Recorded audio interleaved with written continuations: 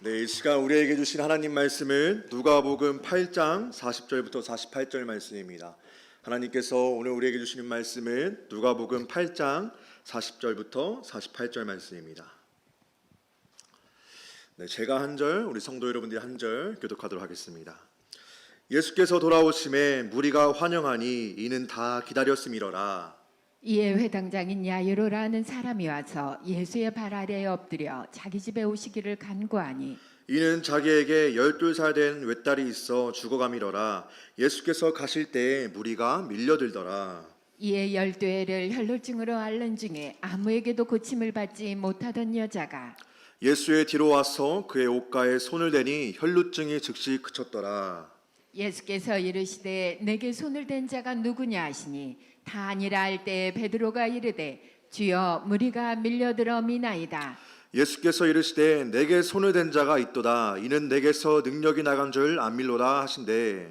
여자가 스스로 숨기지 못할 줄 알고 떨며 나와 엎드려 그 손댄 이유와 곧 나은 것을 모든 사람 앞에서 말하니 다 같이 한번 읽어볼까요? 시작. 예수께서 이르시되 딸아 내 믿음이 너를 구원하였으니 평안히 가라 하시더라. 아멘. 할렐루야.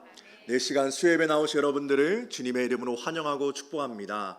대전에는 지금 엑스포 공원에 싸이가 와 있다고 합니다. 싸이의 유혹을 떨쳐내시고 또 드라마의 유혹을 떨쳐내시고 친구와의 맛있는 저녁을 이겨내시고 이 자리에 나오신 여러분들을 주님의 이름으로 환영하고 축복합니다. 이 자리에 나오신 여러분들에게 그래서 제가 한 가지 새로운 단어를 소개하고자 합니다. 어떠한 단어일까요? 제가 최근에 친구들에게 많이 사용하고 또 저희 목장 가운데에서 많이 사용하는 단어입니다. 바로 공며들다입니다. 혹시 무슨 뜻인지 아시나요? 네, 스며들다와 공이상 목사가 합쳐져서 공이상 목사에게 스며들다라는 단어입니다. 그래서 제가 친한 친구들에게 저희 목장 목원들에게 너희는 나에게 스며들어야 돼, 내 말을 잘 들어야 돼 라고 하는데 이 시간은 이 공이상 목사에게 스며드는 시간이 아니라 바로 예수님에게 스며드는 시간입니다. 그래서 우리가 함께 예며들다, 예수님께 흠뻑 적셔서 우리가 은혜도 받고 치유도 받고 기도의 응답이 되는 그러한 시간 되시기를 주님의 이름으로 축복합니다. 네, 오늘은 누가복음 8장 말씀을 통하여서 예수 나의 치료자라는 주제로 함께 말씀 나누도록 하겠습니다. 한동안 넷플릭스에서 화제가 되었던 드라마가 있습니다. 남미의 작은 나라의 이름을 딴 드라마 이름인데요. 바로 수리남이라는 드라마입니다. 혹시 다들 보셨나요?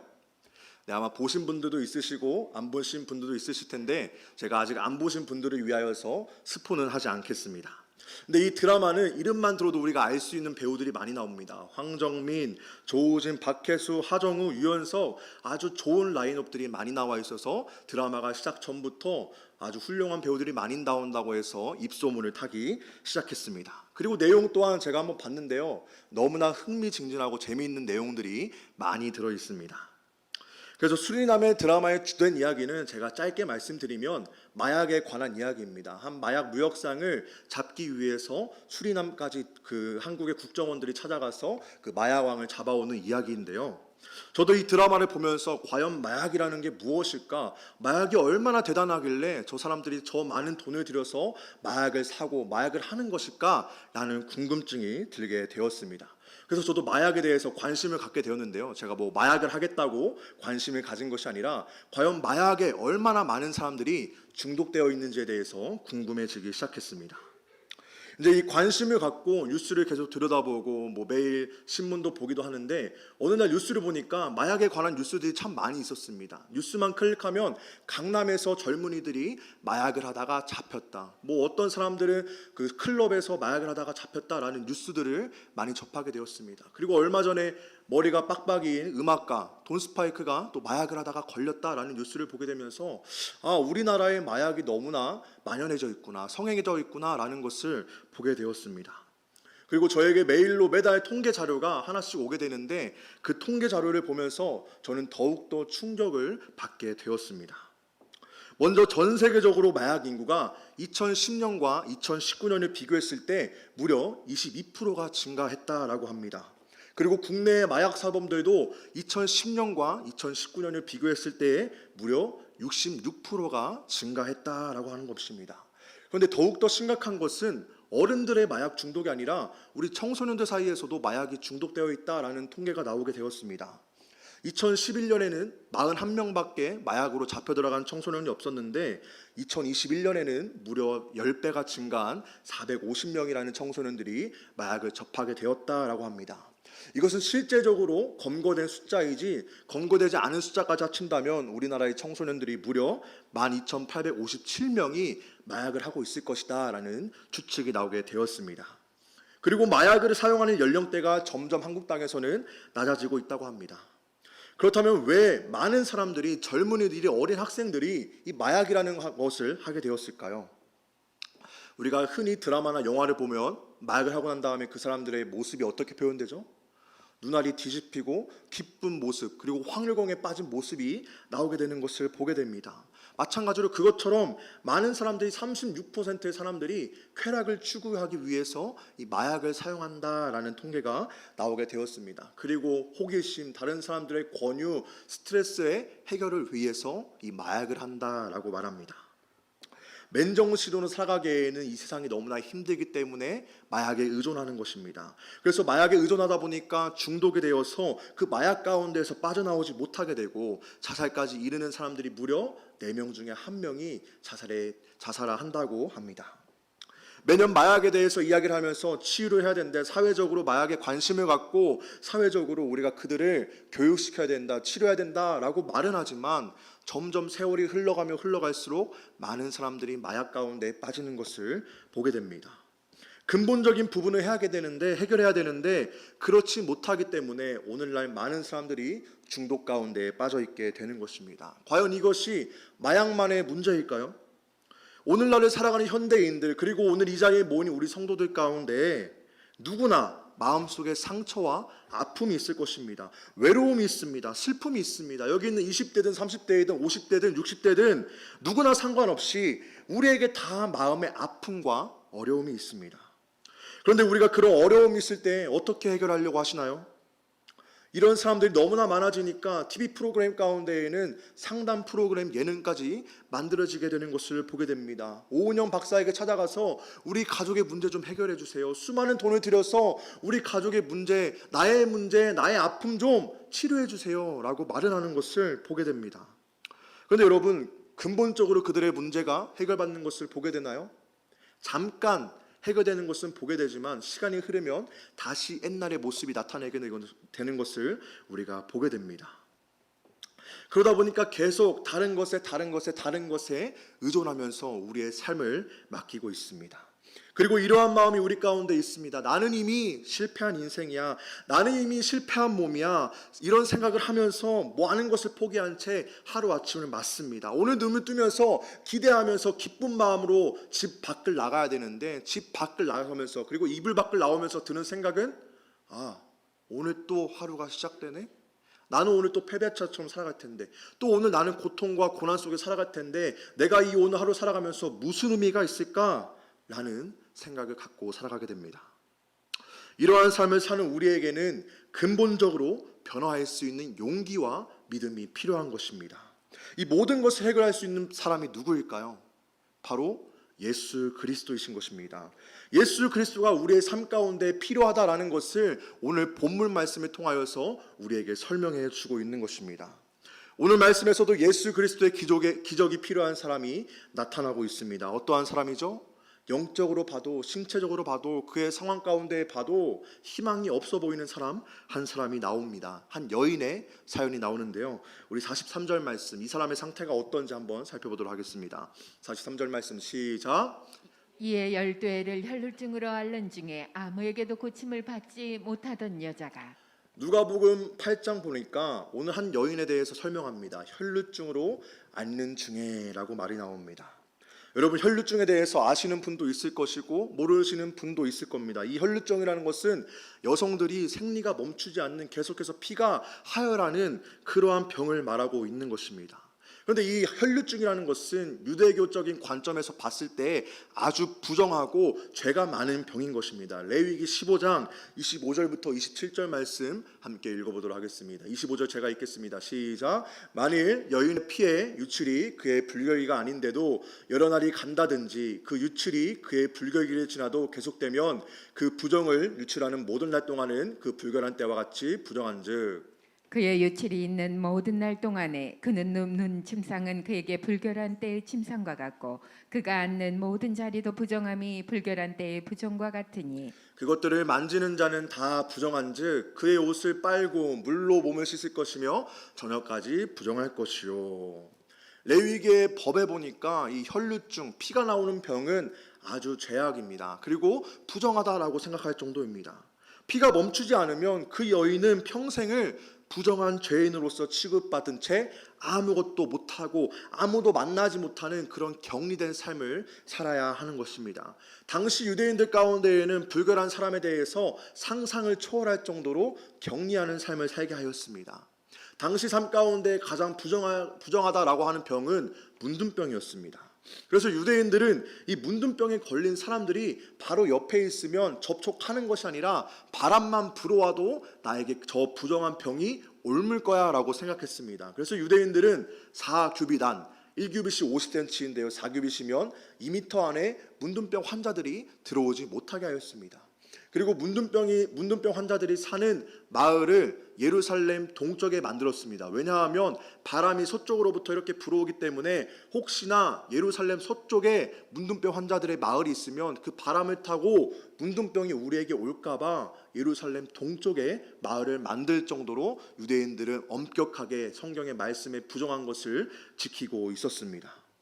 이러한 엄격한 사회에서 혈루증을 앓던 여인이 하루 이틀도 아니고 무려 12년을 피가 멈추지 않은 채 살아가고 있었습니다. 여러분, 이게 무슨 의미일까요? 엄격한 사회 속에서 12년 동안 이 여인은 어떠한 공동체 속에서도 살아갈 수가 없었습니다. 어떠한 사람도 만날 수가 없었던 것입니다. 여성으로서 생리가 멈추지 않는다라는 것은 임신을 할 수가 없다라는 말입니다. 임신을 하지 못한다라는 것은 결혼을 할 수가 없다는 겁니다. 결혼을 하지 못한다라는 그 당시 1세기 사회의 의미는 생계를 유지할 수 있는 돈이 없다, 나의 삶 가운데 희망이 없다라는 것을 의미하고 있는 것입니다. 성전에 들어가서 예배를 하기 위해서는 나의 몸을 깨끗이 씻고 옷을 빨아야 되는데 그런 거 할 수 없는 조차 상황에 있는 사람이 바로 오늘 말씀에 나오는 혈루증 여인인 것입니다. 그렇게 이 여인은 사회적으로 철저하게 격리를 당한 채 12년의 인생을, 아니 더 그것보다 오래된 삶을 살아왔을 것입니다. 혈루증 여인 개인적으로 생각할 때에도 희망이 전혀 없었을 것입니다. 의사라고는 다 찾아가서 돈을 들여서 나를 치료 좀 해주세요 라고 했는데 아무도 그를 치료해 줄 사람이 없었습니다. 인생의 끝자락에 있던 그녀가 마지막으로 의지할 수 있었던 사람이 누구일까요? 어떤 것이 있었을까요? 당시에 수많은 기적을 베풀었던 예수님을 어떻게 해서든 이 여인은 만나고자 했을 것입니다. 자기 집 주변에 지나가는 예수님을 기다리고 있었을 것입니다. 저는 오늘 이 말씀을 묵상하면서 이 혈루증 여인의 이야기가 우리 노원교회 가운데 일어났으면 좋겠습니다 라는 마음으로 이 말씀을 준비하게 되었습니다. 우리도 인생에 있어서 어려움, 소망이 없음, 힘듦, 영적으로 피폐함, 괴로움, 육체의 연약함 모두 다 치유받고 싶어합니다. 영적으로 승리하고 싶어합니다. 그런데 우리는 답을 알고 있습니다. 어떠한 답이죠? 예수 그리스도를 믿어야 된다라는 답을 알고 있습니다. 답지에 정답만 쓰면 됐는데 우리는 그 답지에 예수 그리스도라는 답지를 쓰기를 꺼려합니다. 왜냐? 오늘 혈루증의 여인의 이야기처럼 우리의 삶 가운데 두려움이 있고 어려움이 있기 때문에 그 답지를 제출하기조차 어려워하는 것입니다. 그런데 오늘 우리는 이 말씀을 통하여서 과연 우리가 치유받기 위해서, 회복되기 위해서 어떠한 행동을 해야 되는지를 오늘 말씀을 통하여서 살펴보기 원합니다. 그렇다면 우리가 치유받기 위해서 어떠한 모습이 있어야 될까요? 오늘 말씀 42절 말씀을 통하여서 함께 확인해 보도록 하겠습니다. 8장 42절 말씀 함께 읽어보도록 하겠습니다. 시작. 이는 자기에게 12살 된 외딸이 있어 죽어가미로라. 예수께서 가실 때에 무리가 밀려들미더라. 아멘. 우리가 오늘 말씀을 통해서 확인해 볼 수 있는 첫 번째 원인은 우리가 회복되고 치유되기 위해서는 주님의 길로 우리가 올라가야 된다라는 것을 알 수가 있습니다. 오늘 본문에는 예수께서 가실 때에 무리가 밀려들더라라고 표현하고 있습니다. 좀 더 명확한 표현을 하기 위해서 NIV 성경에서는 이렇게 표현하고 있습니다. As Jesus was on his way. 제 발음이 유창한가요? 네, 이렇게 표현하고 있는데요.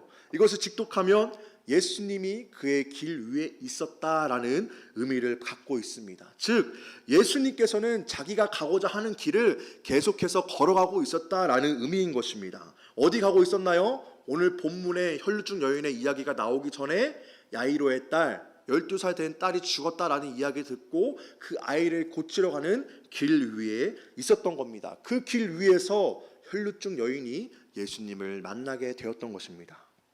근데 여러분 오늘 말씀을 보니까 예수님께서 혈루증 여인을 찾아가신 것일까요? 그가 가던 길을 틀어서 혈루증 여인을 만난 걸까요? 그의 집을 들린 것일까요? 혈루증 여인이 크게 소리쳐서 예수님 예수님 나 좀 고쳐주세요 라고 말했나요? 그러한 장면이 없습니다. 그저 예수님께서는 묵묵히 그분의 사역을 위하여서 길을 가고 있었던 것입니다. 그 길 위에는 수많은 사람들이 몰려 있었습니다. 왜 몰려 있었을까요? 예수님께서 놀라운 기적을 행하는 것을 내 두 눈으로 목격하기 위해서 그 가운데 많은 사람들이 군중의 때처럼 몰렸던 것입니다. 예수님이 도대체 얼마나 놀라운 사람이길래 죽었던 사람을 살리는 것일까? 예수님이 얼마나 놀라운 사람이길래 오병이어의 기적을 일으키는 걸까라는 생각이 그 당시 사람들에게 있었던 것입니다. 저는 오늘 이 말씀이 우리에게 시사하는 바가 참으로 크다라는 생각을 갖게 되었습니다. 우리의 신앙생활 모습을 다시 한번 생각해 보시길 바랍니다. 여러분 기도하실 때 어떻게 하시나요? 또는 여러분의 신앙생활 가운데에서 어떠한 모습이 나타나고 있나요?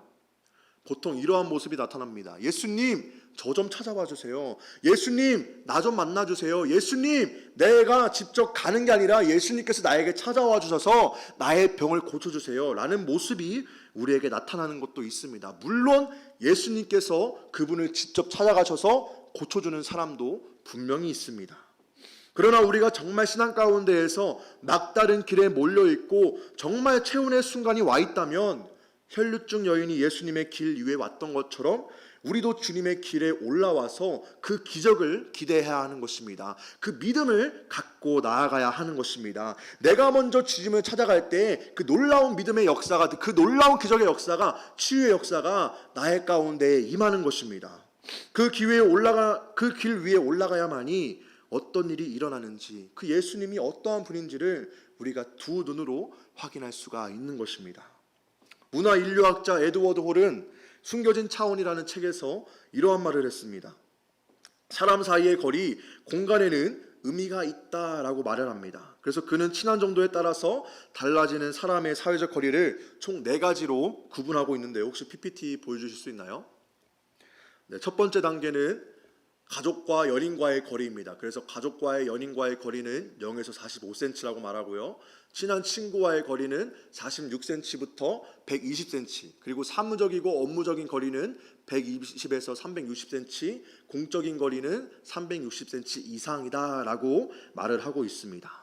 물론 사회권마다 문화마다 이 사회적인 거리는 달라질 수는 있다라고 합니다. 그런데 여기서 의미하는 바는 무엇일까요? 여기서 의미하는 바는 거리가 멀어지면 멀어질수록 우리는 사람의 감정과 그분의 기분과 그 사람이 어떠한지를 모른다라는 것을 의미하고 있는 것입니다. 마찬가지로 우리가 가까우면 가까워질수록 예수님에 대해서 잘 알 수가 있는 것입니다. 여러분이 예수님과 친밀해질 수 있는 거리, 바로 예수의 길에 올라선다면 예수님이 어떠한 분이신지를 우리가 두 눈으로 확인할 수가 있는 것입니다. 어떻게 예수님께서 기적을 베푸시는지, 어떻게 해야만이 우리가 믿음으로 승리할 수 있는지, 어떤 말씀을 통하여서 예수 그리스도께서 우리에게 치유하시는지를 예수의 길에 올라야만이, 예수님과 친밀한 거리가 되어야만이 우리가 느낄 수가 있는 것입니다. 그런데 우리는 그 길 위에 올라서기를 왜 망설일까요? 이러한 생각이 있기 때문입니다. 뭔가 예수의 길에 올라가면 나에게 부담감이 찾아올 것 같아. 예수의 길에 올라가면 때로는 나의 목숨도 바쳐야 될 것 같아. 예수의 길에 올라가면 나의 사랑하는 가족도 다 내팽개치고 내가 교회에만 나와야 되고 예수님만 따라야 되겠다라는 생각이 우리에게는 무의식적으로 있기 때문에 예수의 길에 올라가는 것을 포기하는 사람들이 너무나 많이 있습니다. 그런데 오늘 본문에 나와 있는 혈루증 여인은 예수의 길에 올라가는 것을 포기했나요? 포기하지 않았습니다. 우리 43절부터 44절 말씀 함께 읽어보도록 하겠습니다. 시작. 이에 12회를 혈루증으로 앓는 중에 아무에게도 고침을 받지 못하던 여자가 예수의 뒤로 와서 그의 옷가에 손을 대니 혈루증이 즉시 그쳤더라. 누가복음 8장 말씀에 보니까 용기를 내서 혈루증 여인은 길 위에 올라갔다라고 표현할 수가 있습니다. 수많은 무리 가운데 올라와서 예수님 근처까지 올라갔다라고 성경에서는 말하고 있습니다. 그런데 사실 혈루증 여인에게 예수님이 가시는 그 길 가운데 올라온다라는 것은 수많은 사람들이 몰려있는 가운데 그 여인이 나간다라는 것은 엄청난 용기와 결단이 필요했던 것입니다. 앞에서 말씀드렸지만 혈루증이라는 것을 갖고 있다면 당시 사회에서는 부정한 사람, 죄가 많은 사람이었습니다. 그렇기 때문에 다른 사람들과는 접촉할 수 없는 아주 불결한 사람이었던 것입니다. 설령 그가 피가 멈추었더라는 존재라고 하더라도 집에 가서 온 몸을 목욕하고 자기가 입고 있던 옷을 빨고 나와야 했던 상황이었습니다. 그리고 12년 동안 다른 사람 만나지도 않았던 사람이 갑자기 수많은 사람이 있는 곳에 나온다면 어떠한 일이 벌어질까요? 사람이 두려울 겁니다. 많은 사람들이 나만 쳐다보는 그런 느낌이 드는 겁니다. 공황이 찾아오게 될 것입니다. 공포가 그 여인은 짓눌렀을 것입니다. 혹여나 나의 부정한 것이 다른 사람들에게 들키면 나는 그 자리에서 맞아 죽을 수밖에 없는데 라는 마음이 분명히 있었을 것입니다. 그런데 혈루증 여인이 어떻게 했죠? 두려워했지만 예수의 길 위에 올라왔다라고 오늘 말씀에서는 표현하고 있습니다. 왜일까요? 단지 예수님이 누구인지에 대해서 알기 위해서가 아니라 나의 아픈 몸, 나의 영적인 몸이 죽어있기 때문에 내가 살고 싶었기 때문에 이제 정말 사람답게 살기 위해서 이제는 정말 내가 예수 그리스도의 자녀가 되기 위해서 혈루증 여인은 죽을 각오를 하고 그 길 위에 올라왔습니다. 지푸라기라도 잡는 심정으로 올라왔던 겁니다. 이 행동은 이 여인의 신앙 고백을 행동으로 우리에게 보여주고 있는 것입니다. 여러분은 어떻습니까? 여러분은 어떤 마음을 갖고 이 자리에 나오셨습니까? 여러분이 예수의 길에 올라간다고는 하지만 정말 목숨까지도 다 바칠 각오가 되셨습니까? 그냥 의무적으로 내가 찬양단이니까 이 자리에 나와서 찬양해야지라는 마음으로 나오셨나요? 내가 대표 기도해야 하기 때문에 내가 간증해야 되기 때문에 친한 친구가 예배 자리에 나아가자고 해서 내가 이 자리에 나오셨나요? 예수님을 따라간다는 것, 그 기회에 올라선다는 것은 생각보다 쉬운 일은 아니라는 겁니다. 우리가 보통 이러한 말을 합니다. 나는 예수님처럼 살아가겠습니다. 나는 예수님이 가셨던 그 길 내가 따라가겠습니다 라고 선포할 때가 있습니다. 근데 여러분, 그 의미가 정말 무슨 의미인지 아십니까? 내가 예수의 길을 가겠습니다. 내가 예수님을 따라가겠습니다 라는 그 말이 정말 진정한 의미가 무엇인지 아십니까?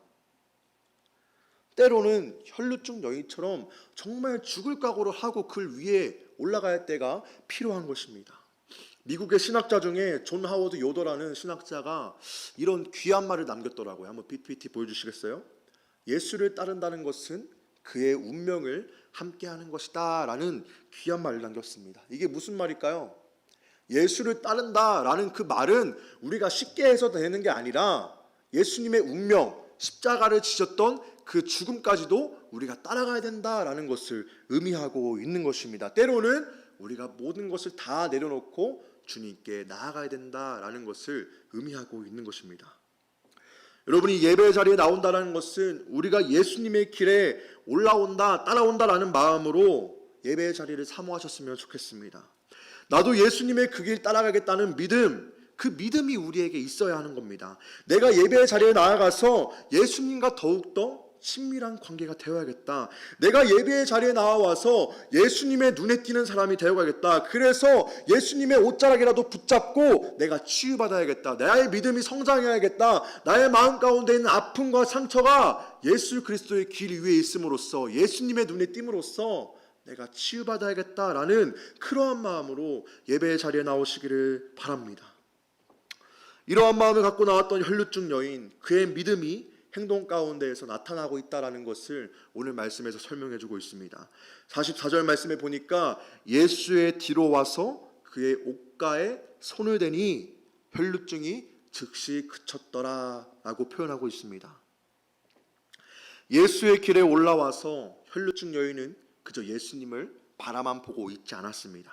어떻게 했다고요? 예수님의 옷자락 위에 잠깐 손을 터치했다라고 말하고 있습니다. 옷자락을 그렇게 꽉 쥔 것도 아닙니다. 그냥 옷가에 슬쩍 터치만 했다라고 표현하고 있는 것입니다. 이 행동이 여인의 믿음을 고백하고 있다라고 생각합니다. 혈루증 여인 어쩌면 예수의 길에 올라올 때부터 마음 먹었을 겁니다. 왜냐하면 이미 그가 부정한 상태에서 사람들 사이에 껴있다라는 것은 목숨을 내놓는 행동이었기 때문입니다. 그리고 그는 이러한 마음 가운데에서 내가 저 능력자의 옷자락만 만진다면, 내가 터치만 한다면 나의 영혼이 살 수 있을 거야. 내가 그동안 이 혈루증 때문에 살아올 수가 없었지만 이제는 예수님의 옷자락만 만지면 나의 병도 났을 거야 라는 믿음이 있었기 때문에 그 자리에 나아간 것입니다. 우리의 예배도 마찬가지라고 생각합니다. 우리가 예배 자리에 나올 때 예수님으로 인하여서 내가 치유받을 수 있을 거야 라는 마음으로 나온다면 우리의 모든 문제가 해결될 수가 있는 것입니다. 혈루증 여인이 예수님의 옷을 터치하자 어떠한 일이 일어났나요? 혈루증이 즉시 멈췄더라 라고 말하고 있습니다. 하루 이틀 뒤에 멈춘 것도 아닙니다. 1시간 뒤에 집에 가서 확인해 보니까 내 병이 나았다라고 표현하는 것이 아닙니다. 그 즉시 혈루병이 나았다라고 표현하고 있습니다. 12년 동안 돈이란 돈은 다 쓰고 의사는 다 만나봤는데 고칠 수 없었던 병이 예수님을 만나자 즉시 나았다라고 표현하고 있습니다. 사랑하는 성도 여러분, 오늘 이 예배 가운데에도 혈루증 여인이 치유받았던 것처럼 놀라운 역사가 일어나길 소망합니다. 여러분이 예배의 자리에 나와왔고 해결받겠다는 마음을 가지고 결단한 마음이 있다면 그 마음 갖고 우리가 좀 이따 기도할 때, 예배할 때 간절한 마음으로 예배하고 찬양하고 기도했으면 좋겠습니다. 혈루증 여인처럼 목숨을 걸고 결단하는 마음으로 이 자리에 나오신 분들 분명히 있을 겁니다. 이미 마음의 상처로 인하여서 아파하시는 분들도 있을 겁니다. 그리고 오늘날 한국 사회처럼 많은 병으로 인하여서, 중독으로 인하여서 힘들어하시는 분들 이 자리에 분명히 있을 겁니다. 그 문제들 해결받기 위해서 많은 사람들에게 상담도 받아보고 약을 먹어보기도 했던 사람들 있을 것입니다. 그런데 여러분, 혈루증 여인도 결국 누구로 인하여서 치유를 받게 되었나요? 누구라고요? 예수 그리스도를 통하여서 고침을 받았습니다. 예수 그리스도의 옷자락을 통하여서 주의 영이 그 여인에게 전달되자마자 그 여인의 병이 낫게 되었던 것입니다. 치유가 이루어지게 되었던 것입니다.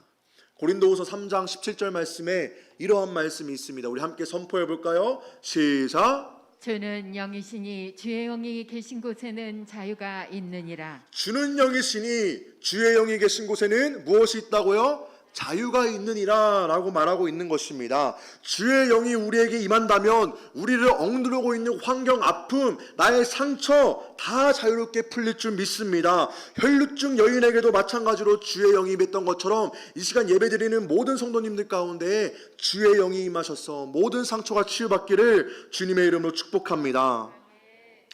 여러분, 예수님께서 여러분의 모든 것을 모르고 계실까요? 혈루증 여인이 치료받았을 때 이미 자기 몸에서 능력이 빠져나가는 것을 예수님께서는 알고 계셨습니다. 다 인지하고 계셨습니다. 모르지 않았습니다.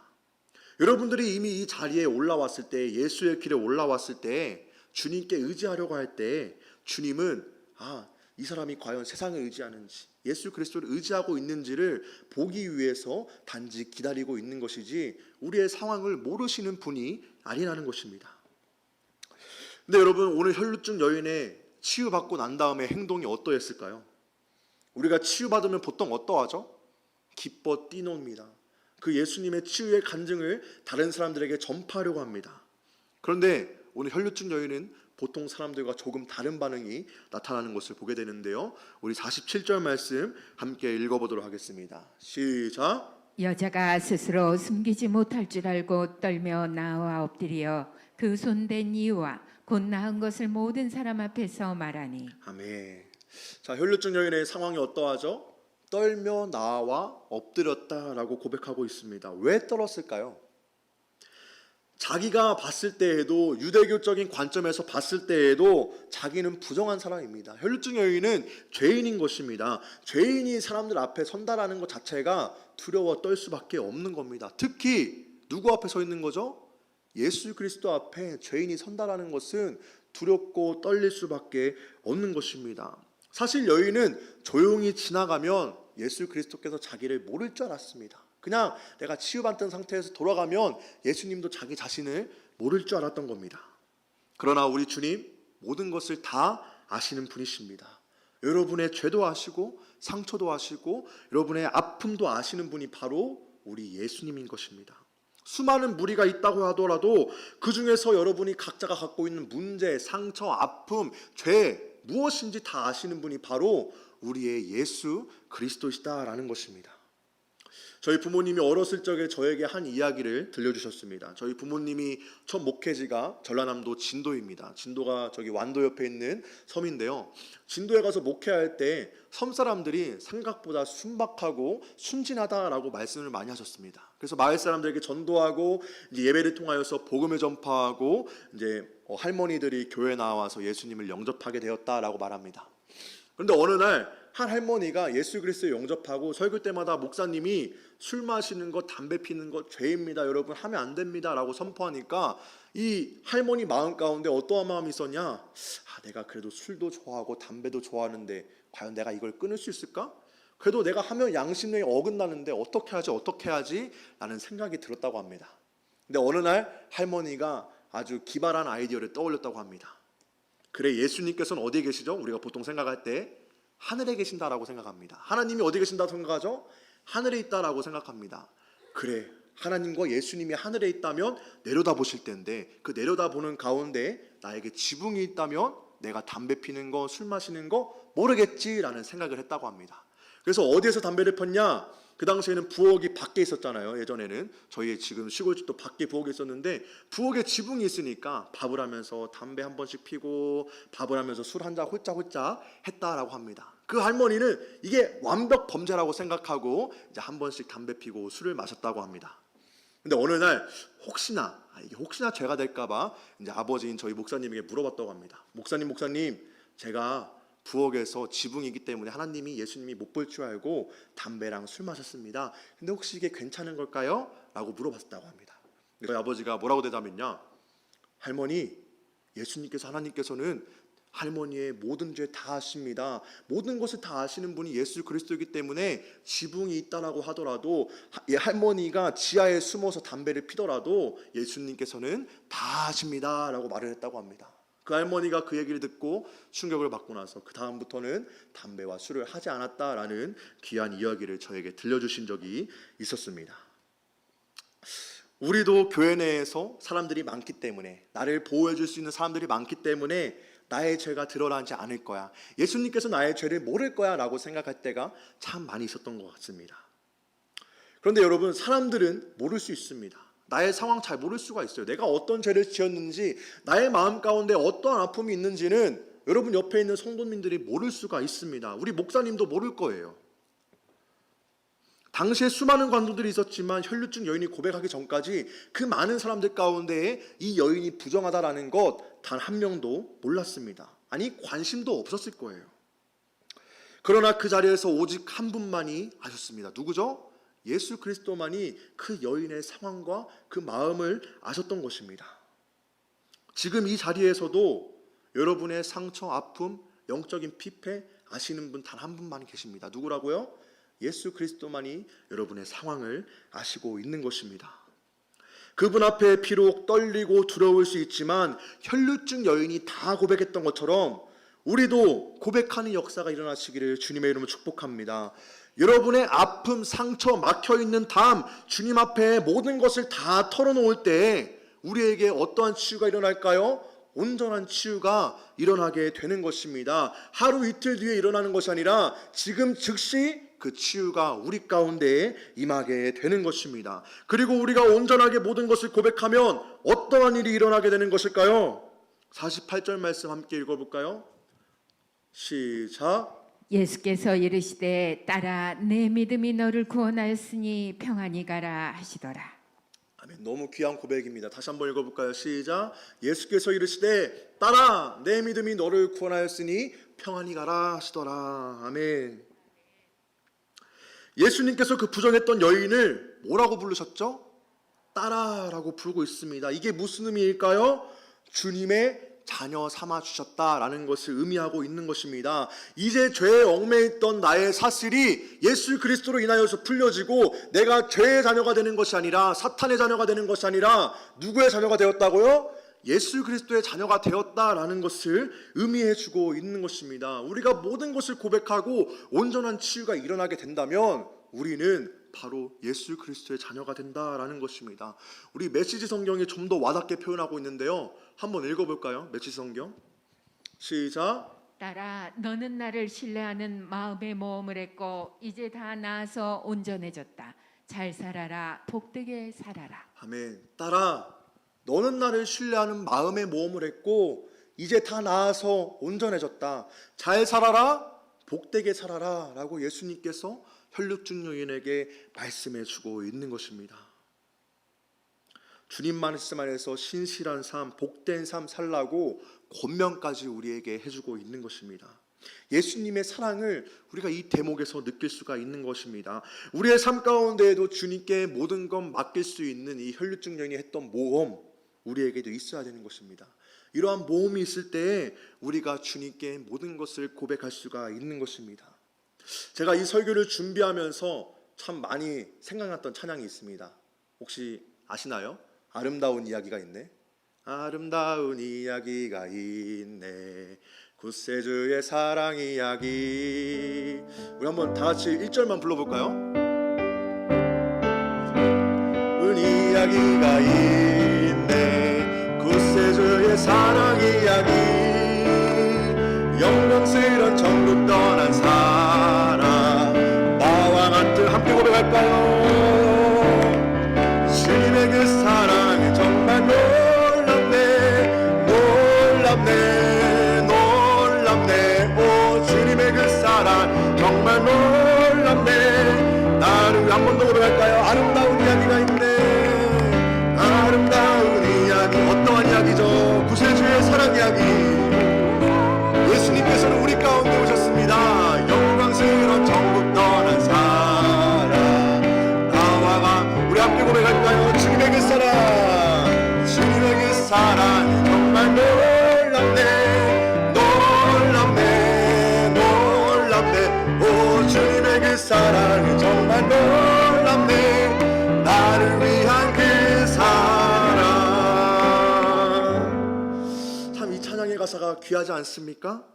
이 혈루증 여인의 이야기를 묵상하면서 느꼈던 것은 예수님의 사랑이 정말 놀랍다라는 것을 제가 묵상하게 되었습니다.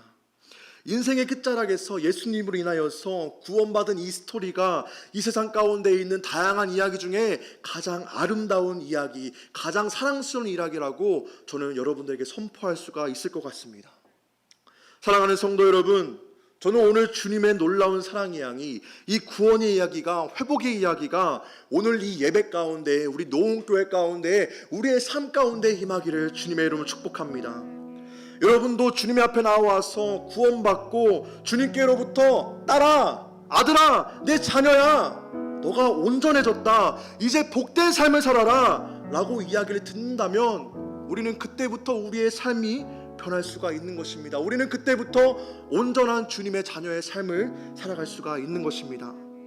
그러니 이제 아픔과 상처가 있다면, 영적으로 우리에게 어려움이 있다면 여러분 혼자 해결하고 하지 마세요. 세상을 의지하려고 하지 마세요. 단지 주님의 길에 올라오셔서 믿음으로 기도하고 말씀을 읽고 찬양 가운데 선포하세요. 그러할 때에 주님의 옷자락 내가 만지면 내가 치유받을 수 있다, 그러한 마음이 있다면 우리의 모든 것 해결받을 수가 있습니다. 사랑하는 성도 여러분, 주님 앞에 나오시길 소망합니다. 주님께 기도하시길 소망합니다. 그러할 때 우리에게 놀라운 치유의 역사가 일어나게 될 줄 믿습니다. 이 시간 우리 찬양하고 기도하실 텐데요, 제가 이 이야기를 한 가지 하고 찬양하고 싶습니다. 1954년까지만 해도 마의 4분이라고 해서 1마일 1.6km를 인간이 4분 내에 돌파하지 못할 거야 라는 통계가 있었습니다. 만약 사람이 1.6km를 4분 내에 통과하게 된다면 그 사람은 혈관과 심장이 터져서 죽을 수밖에 없다라는 통계가 있었습니다. 그러나 이 통계를 믿지 않고 스스로 훈련하고 스스로 개발하여서 기존의 틀을 깼던 사람이 있습니다. 로저 베니스트라는 의대생이자 아마추어 육상 선수가 있었습니다. 그는 이 통계가 틀렸다는 것을 증명하기 위해서 매일매일 훈련했고 매일매일 자신의 삶을 개발하였습니다. 그리고 그는 마침내 3분 59초 4의 기록을 세우면서 1마일의 벽을 깨게 되었습니다. 4분 안에 들어왔지만 그의 심장에 이상이 없었습니다. 그의 혈관이 터지지 않았습니다. 그리고 더 놀라운 것은 그가 전문적인 운동선수가 아니었다는 겁니다. 그래서 당시 사회에서는 놀랐다고 해요. 신문에서는 난리가 났다고 합니다. 1954년까지만 하더라도 단 한 명도 이 4분의 벽을 돌파하지 못했기 때문에 이 로저 베니스트에게 관심이 쏟아졌다고 합니다. 근데 여러분, 더 놀라운 것은 이 기록이 깨진 후 2달 만에 10명의 선수가 4분의 벽을 깼다고 합니다. 그리고 1년 동안 무려 37명이 4분 안에 1마일을 돌파했다라고 합니다. 그리고 2년 뒤에는 무려 300명이 이 4분의 기록을 돌파했다라고 전해지고 있습니다. 모든 세계가, 모든 사람들이 의학적인 통계가 틀에 갇혀 있어서 그 틀을 깨지 못할 거라고 했지만 틀이 깨지자마자 물고가 트인 것처럼 많은 기록들이 쏟아져 나왔다라는 것을 보게 됩니다. 사랑하는 성도 여러분, 우리 가운데 안 된다는 생각, 난 안 될 거야 라는 생각, 틀에 갇혀 있는 생각 버리시길 소망합니다. 오늘 혈류증 여인도 마냥 틀에 갇혀 있어서 나는 부정한 존재야, 나는 죽을 수밖에 없어, 나는 사회에서 격리된 채 죽을 수밖에 없어 라고 초라한 인생을 살았다면 그는 예수님을 만나지 못한 채 초라한 죽음을 맞이하게 되었을 것입니다. 그러나 그녀는 그 틀을 깨고 나와서 주님의 길에 올라왔고 그 결과 새 생명을 얻게 되었던 것입니다. 주님의 자녀라는 칭함을 받게 되었던 것입니다.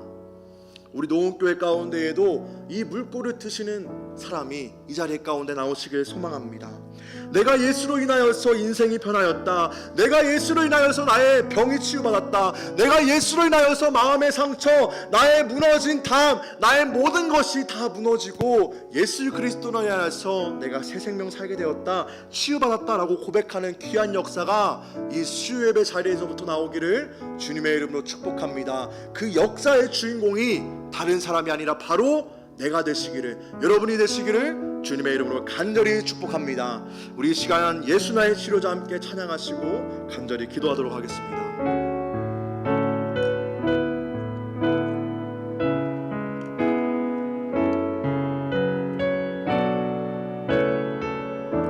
함께 고백하겠습니다. 예수 나의 좋은 치료자, 예수 나의 좋은 치료자, 그의 눈이 먼 곳은 나의 슬픔과 고통, 고개 들어 그의 눈을 볼 때에 난 알았네. 예수 나의 좋은 치료자. 한 번 더 고백할까요? 예수 나의 좋은 치료자, 예수 나의 좋은 치료자. 그의 손길이 닿는 곳은, 그의 손길이 나의 상처와 아픔, 영원히 흐를 것 같았던 눈물 담아줬네. 예수 나의, 예수 나의. 우리 함께 고백 고백할까요? 나 노래하리라. 나 노래하리라. 선한 나를 돌아보신 구세 주를 찬양해. 하늘 닿는 곳까지 내 손을 내라. 예수 나의 주. 우리 처음부터 함께 고백하겠습니다. 예수 나의 좋은 치료자. 예수 나의 좋은 치료자. 그의 눈이 머무는 곳이, 그의 눈이 머무는 곳이 나의 슬픔과 고개 들어 그의 눈을 볼 때에 우리는 알았습니다. 그분이 바로 나의 좋은 치료자인 것을 고백할 때입니다. 예수 나의 좋은 치료자. 예수 나의 좋은 치료자.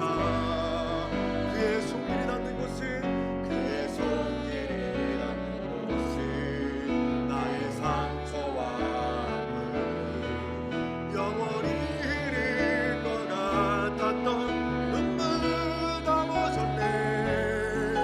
예수 나의 주. 우리 여러분의 입술로 함께 고백합시다. 나 노래하리라. 나 노래하리라. 선한 나를 돌아보신 구세 주를 찬양해. 하늘 닿는 곳까지 내 손을 내라. 예수 나의 주. 한 번 더 고백할까요? 나 노래하리라. 나. 여러분의 입술로 고백하기 바랍니다.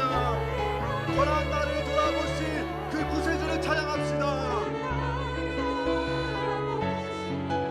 구세주를 찬양해. 하늘 닿는 곳까지 내 손을 내라. 예수 나. 우리 마지막으로 여러분의 감전한 마음을 담아서 고백할까요? 나 노래하리라. 나 노래하리. 선한 나를 돌아보신 우리의 구세주를 찬양합시다. 하늘 닿는 곳까지 내 손을 내라. 예수 나의 주.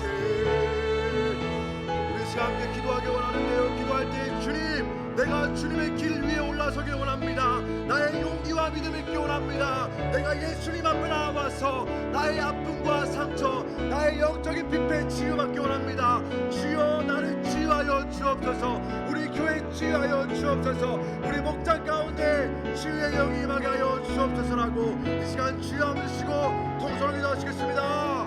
주여. 하나님 감사합니다. 이 시간 예배를 통하여서 예수 나의 치료자라는 걸 고백하기를 원합니다.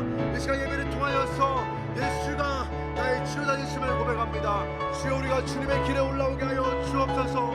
주님을 만나뵙게 하여 주옵소서. 우리에게 믿음과 용기를 주옵소서. 주여 나를 고쳐주옵소서. 주여 나에게 역사하여 주옵소서. 주님 나를 만져 주옵소서. 나에게 치유의 역사를 일어나게 하여 주옵소서. 내가 영적인 물고 주기 원합니다. 주여 나에게 역사하여 주옵소서. 나에게 역사하여 주옵소서.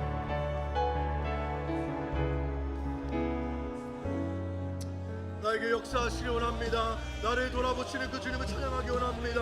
주여 아름다운 그 사랑 이야기 나의 이야기 되기 원합니다. 그곳의 주의 구원 이야기가 나의 구원 이야기가 되기 원합니다. 주여 나에게 역사하여 주옵소서. 나를 고쳐주옵소서. 나에게 치유의 역사 임하게 하여 주옵소서. 나의 마음의 상처와 나의 육적인 아픔과 영적인 치유가 예수 그리스도를 통하여서 일어나게 하여 주옵소서. 주님만 바라보기 원합니다. 주여 인도하여 주옵소서. 주여 우리 가운데 역사하여 주옵소서. 주님만을 바라보게 하여 주옵소서. 주여